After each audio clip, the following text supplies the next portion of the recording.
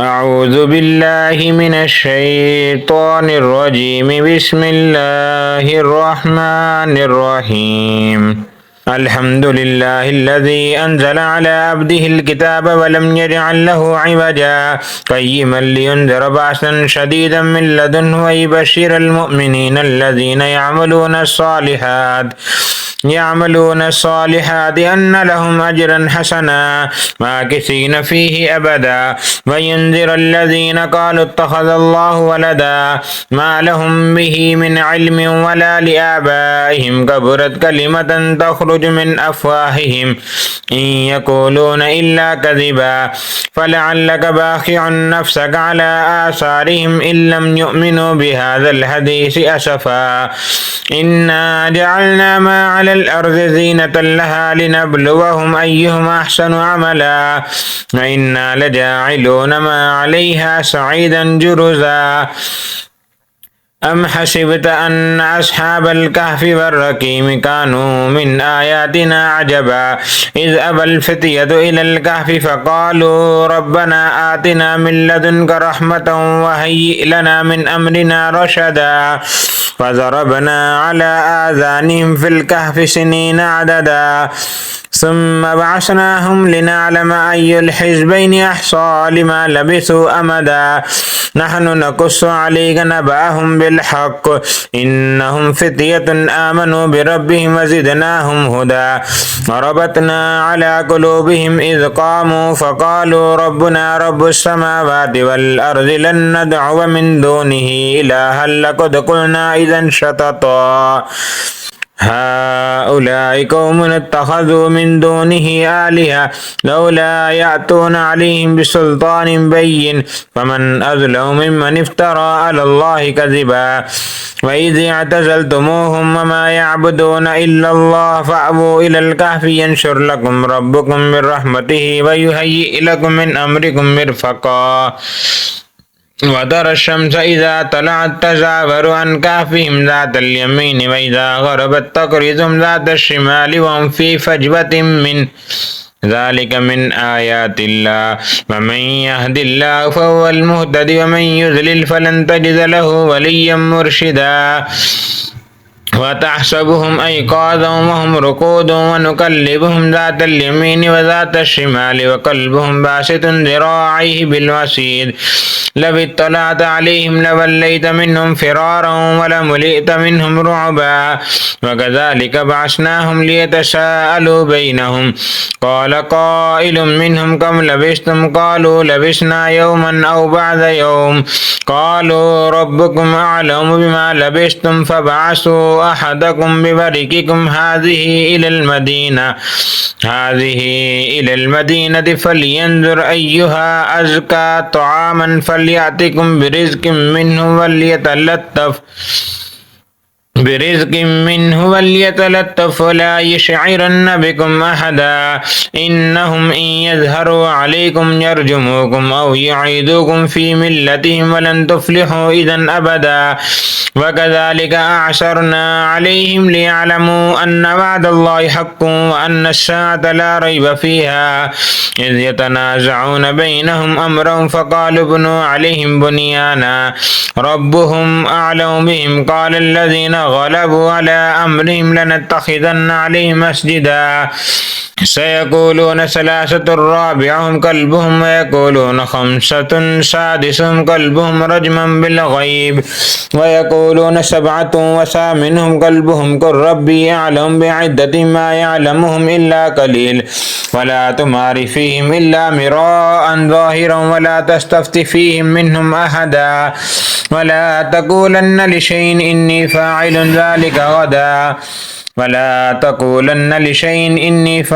ذلك غدا إلا أن يشاء الله واذكر ربك إذا نسيت وقل عسى أن يهديني ربي لأقرب من هذا رشدا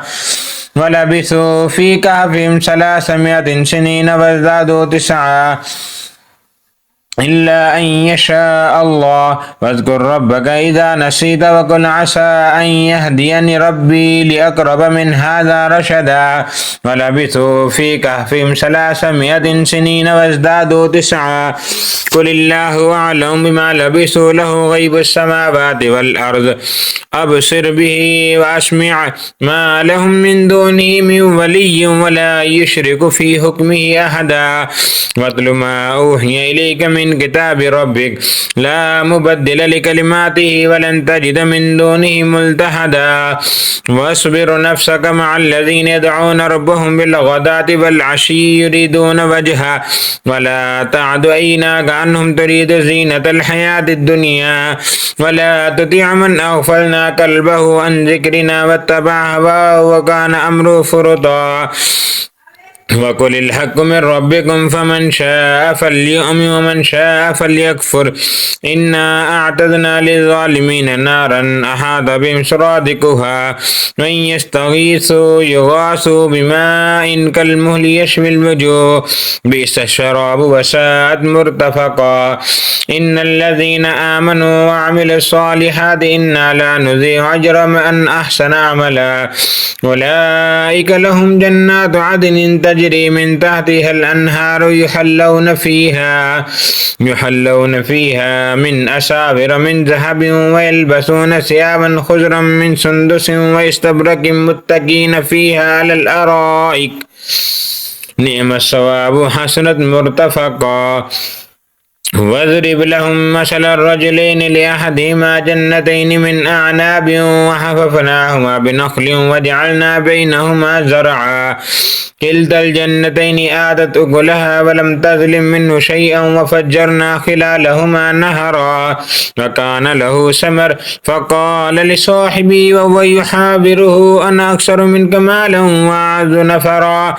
ودخل جنته وهو ظالم لنفسه قال ما أظن أن تبيد هذه أبدا وما أظن الساعة قائمة ولئن رددت إلى ربي لأجدن خيرا منها منقلبا. قال له صاحبه وهو يحاوره أكفرت بالذي خلقك من تراب ثم من نطفة ثم سواك رجلا لكن هو الله ربي ولا أشرك بربي أحدا. ولولا إذ دخلت جنتك قلت ما شاء الله لا قوة إلا بالله إن ترني أنا أقل منك مالا وولدا فعسى ربي أن يؤتيني خيرا من جنتك ويرسل عليها حسبانا من السماء فتصبح صعيدا زلقا أو يصبح ماؤها غورا فلن تستطيع له طلبا. وأحيط بثمره فأصبح يقلب كفيه على ما أنفق فيها وهي خاوية على عروشها ويقول يا ليتني لم أشرك بربي أحدا.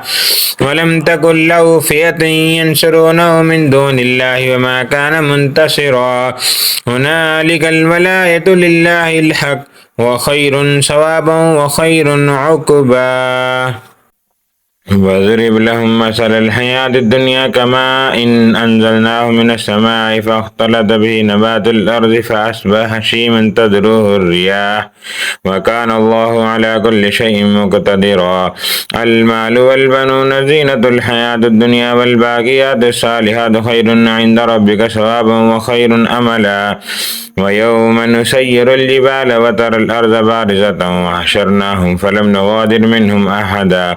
وعرضوا على ربك صفا لقد جئتمونا كما خلقناكم أول مرة بل زعمتم أن لن نجعل لكم موعدا. ووزع الكتاب فترى المجرمين مشفقين مما فيه ويقولون يا ويلتنا ما لهذا الكتاب لا يغادر صغيرة ولا كبيرة إلا أحصاها ووجدوا ما عملوا حاضرا ولا يظلم ربك أحدا. وإذ قلنا للملائكة اسجدوا لآدم فسجدوا إلا إبليس إبليس كان من الجن ففسق عن أمر ربي أفتتخذونه وذريته أولياء من دوني وهم لكم عدو بئس للظالمين بدلا ما أشهدتم خلق السماوات والأرض ولا خلق أنفسهم وما كنتم متخذ المذلين عزدا ويوم يقول نادوا شركائي الذين زعمتم فدعوهم فلم يستجيبوا لهم وجعلنا بينهم موبقا ورأى المجرمون النار فظنوا أنهم مواقعوها ولم يجدوا عنها مصرفا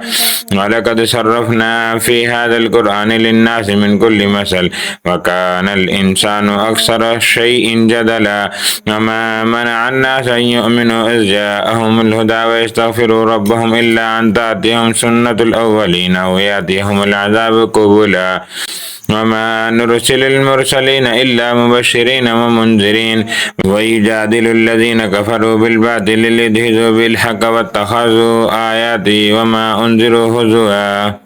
ومن أظلم ممن ذكر بآيات ربه فأعرض عنها ونسي ما قدمت يداه إنا جعلنا على قلوبهم أكنة أن يفقهوا وفي آذانهم وقرا وإن تدعهم إلى الهدى فلن يهتدوا إذا أبدا وربك الغفور ذو الرحمة لو يؤاخذهم بما كسبوا لعجل لهم العذاب بل لهم موعد لو يجدوا من دونه موئلا وتلك القرى أهلكناهم لما ظلموا وجعلنا لمهلكهم موعدا وإذ قال موسى لفتاه لا أبرح حتى أبلغ مجمع البحرين أو أمضي حقبا فلما بلغا مجمع بينهما نسيا حوتهما فاتخذ سبيله في البحر سربا فلما جاوزا قال لفتاه آتنا غداءنا لقد لقينا من سفرنا هذا نسبا قال أرأيت إذ أبينا إلى الصخرة فإني نسيت الحوت وما أنسانيه إلا الشيطان أن أذكره فاتخذ سبيله في البحر عجبا قال ذلك ما كنا نبغي فارتد على آثارهما قصصا فوجدا عبدا من عبادنا آتيناه رحمة من عندنا وعلمناه من لدنا علما قال له موسى هل أتبعك على أن تعلمني مما علمت رشدا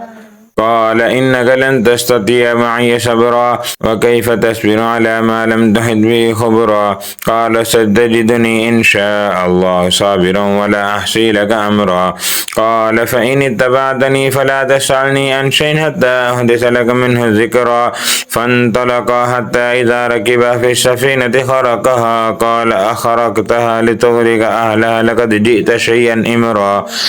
قال ألم أقل لك إنك لن تستطيع معي صبرا قال لا تؤاخذني بما نسيت ولا ترهقني من أمري عسرا فانطلقا حتى إذا لقيا غلاما فقتله قال أقتلت نفسا زكية بغير نفس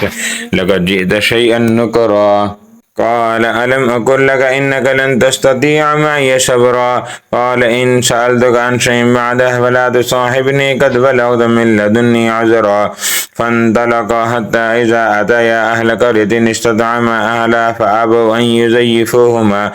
فوجدا فيها جدارا يريد أن ينقض فأقام قال لو شئت لاتخذت عليه أجرا قال هذا فراق بيني وبينك قال سأنبئك بتأويل ما لم تستطيع عليه صبرا أما السفينة فكانت لمساكين يعملون في البحر فأردت أن أعيبها وكان وراءهم ملك يأخذ كل سفينة غصبا وأما الغلام فكان أبواه مؤمنين فخشينا أن يرهقهما طغيانا وكفرا فأردنا أن يبدلهما ربهما خيرا منه زكاة وأقرب رحما وأما الجدار فكان لغلامين يتيمين في المدينة وكان تحته كنز لهما وكان أبوهما صالحا فأراد ربك أن يبلغا أشدهما ويستخرجا كنزهما رحمة من ربك وما فعلته عن أمري ذلك تأويل ما لم تستطيع عليه صبرا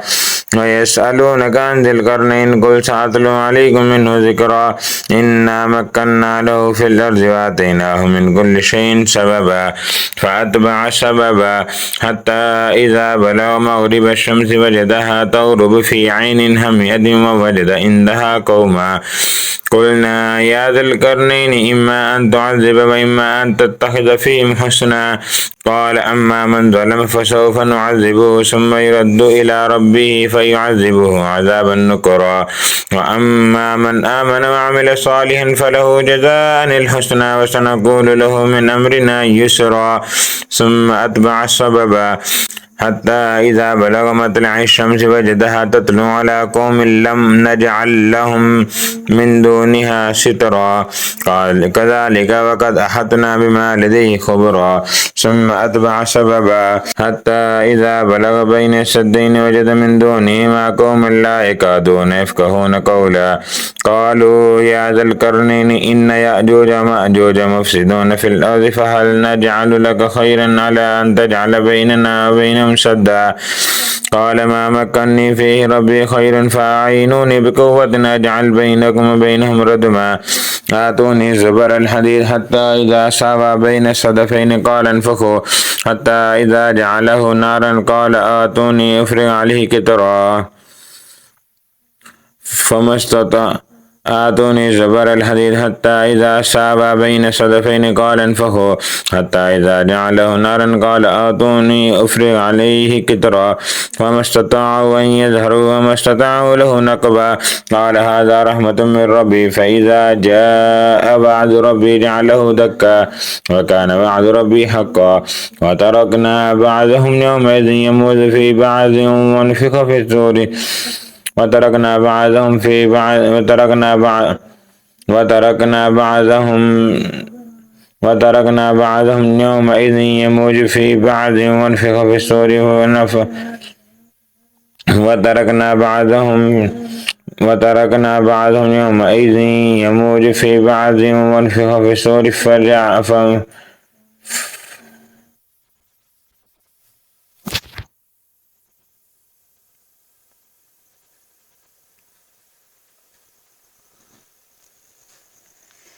وتركنا بعضهم يومئذ يموج في بعض ونفخ في الصور فجمعناهم جمعا وعرضنا جهنم يومئذ للكافرين عرضا الذين كانت أعينهم في غطاء عن ذكري وكانوا لا يستطيعون السمع الذين كانت أعينهم في غطاء عن ذكري وكانوا لا يستطيعون السمع أفحسب الذين كفروا أن يتخذوا عبادي من دوني أولياء إنا أعتدنا جهنم للكافرين نزلا قل هل ننبئكم بالأخسرين أعمالا الذين ضل سعيهم في الحياة الدنيا وهم يحسبون أنهم يحسنون صنعا أولئك الذين كفروا بآيات ربهم ولقائه فحبطت أعمالهم فلا نقيم لهم يوم القيامة وزنا ذلك جزاؤهم جهنم بما كفروا واتخذوا آياتي ورسلي هزوا إن الذين آمنوا وعملوا الصالحات كانت لهم جنات الفردوس نزلا خالدين فيها لا يبغون عنها حولا قل لو كان البحر مدادا لكلمات ربي لنفذ البحر قبل أن تنفذ كلمات ربي ولو جئنا بمثله مددا قل إنما أنا بشر مثلكم يوحى إلي أنما إلهكم إله واحد فمن كان يرجو لقاء ربي فليعمل عملا صالحا ولا يشرك بعبادة ربه أحدا